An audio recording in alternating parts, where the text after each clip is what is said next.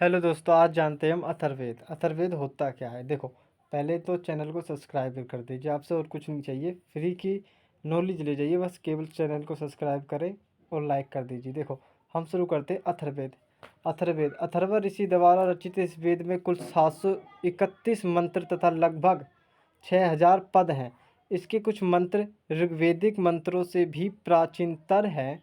अथर्ववेद कन्याओं के जन्म की निंदा करता है। देखो, क्वेश्चन आ जाता है कि ऐसा कौन सा वेद है जो कन्याओं के जन्म की निंदा करता है। आप इसमें से आप इसको ध्यानपूर्वक पढ़िएगा कि अथर्ववेद एक ऐसा वेद है जो कन्याओं के जन्म की निंदा करता है। ऐतिहासिक दृष्टि से अथर्ववेद का महत्व इस बात में है कि इसमें सामान्य मनुष्यों के विचारों अंधविश्वासों का विवरण मिलता है। यही वो वेद है जिसमें विचारों और अंधविश्वासों का विवरण मिलता है। एक अथर्ववेद ही एक ऐसा वेद है। पृथ्वी सूक्त अथर्ववेद का प्रतिनिधि सूक्त माना जाता है। देखो, सूक्त बहुत सारे हैं। पुरुष सूक्त, जिसमें उसका वर्ण व्यवस्था का वर्णन किया हुआ है। एक पृथ्वी सूक्त है, अथर्ववेद का प्रतिनिधि सूक्त माना जाता है। क्वेश्चन आ जाता है कि जो अथर्ववेद है उसका प्रतिनिधि भी सूक्त किसे माना जाता है, तो वो पृथ्वी सूक्त है। दूसरा, इसमें बताया गया है कि इसमें मानव जीवन के सभी पक्ष, हाँ, मानव जीवन के जो सभी पक्ष है, गृह निर्माण, कृषि की उन्नति, व्यापारिक मार्गों का गहन खोज, रोग निवारण, समन्वय, विवाह तथा प्रणय, गीतों, राजभक्ति, राजा का चुनाव, बहुत से वनस्पति एवं औषधीय, साप, वशीकरण, प्रायश्चित, मातृभूमि, महात्म्य आदि का विवरण दिया गया है। कुछ मंत्रों में जादू टोनों का भी वर्णन है। अथर्ववेद में परीक्षित कुरुओं का राजा कहा गया है।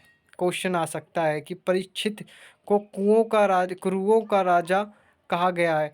मतलब कि क्वेश्चन कह सकते हैं कि परीक्षित को किसका राजा कहा गया है? परीक्षित को कहा गया कुरुओं का राजा, तथा कुरु देश की समृद्धि का अच्छा चित्रण मिलता है। जो कुरु है उसकी समृद्धि, उसका देश था कुरु, आपको पता होगा। इसके बारे में हम दूसरी वीडियो में जानेंगे। उसमें जब जनपद पढ़ेंगे हम, जब कुरु राज्य का वर्णन आएगा तब उसमें पढ़ते हैं।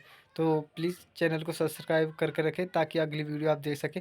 मैं आपको लोगों को इसलिए इसमें से पढ़ा रहा हूँ ताकि आप स्क्रीनशॉट भी ले सकें और बुक में से रिटन देख कर, लिख कर और दिख कर भी प्रैक्टिस कर सकें। इसलिए तो केवल कुछ नहीं चाहिए, केवल सब्सक्राइब करें। दूसरा पढ़ते हैं हम इसमें। दूसरा दिया हुआ है, दूसरा है इसमें सभा एवं समिति को प्रजापति की दो पुत्रियां कहा गया है। क्वेश्चन बहुत बार आ जाता है ऐसा कि सभा और समिति को किसकी पुत्रियां बताया गया है, या कह सकते हैं कि प्रजापति की दो पुत्रियां किसे कहा गया है। ऐसा कुछ भी क्वेश्चन आ सकता है, तो कृपया इस पर ध्यान से देखें। वेदों की भी कई शाखाएं हैं जो वैदिक अध्ययन और व्याख्या से जुड़े विभिन्न दृष्टिकोणों का प्रतिनिधित्व करती हैं। साकल शाखा, सबसे पहले है साखल शाखा, ऋग्वेद से जुड़ी एकमात्र जीवित शाखा है। क्वेश्चन आ सकता है कि ऋग्वेद से जुड़ी एकमात्र जीवित शाखा कौन सी है? यजुर्वेद को शुक्ल यजुर्वेद और कृष्ण यजुर्वेद दो शाखाओं में बांटा गया। क्वेश्चन ये भी याद आता है कि अथर्ववेद को कितने भागों में विभाजित किया गया है? तो शुक्ल शाखा और कृष्ण यजुर्वेद, इन दो शाखाओं में कहते हैं। इसमें कहा गया कि माध्यान्हिन्द और काणव शुक्ल यजुर्वेद अथवा वाजसनेय संहिता की शाखाएं हैं। कृष्ण यजुर्वेद से जुड़ी शाखाएं काठक, कनिष्ठल, मैत्रायणी और तैत्तिरीय हैं। कोथुम, राणानीय एवं जैमिनीय या तलवकार सामवेद की शाखा है।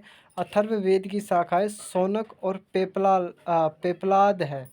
सबसे प्राचीन वेद ऋग्वेद एवं सबसे बाद का वेद अथर्ववेद है। मैंने दोस्तों आपको ये समझा दिया, तो प्लीज़ लाइक करें, सब्सक्राइब करें। धन्यवाद दोस्तों।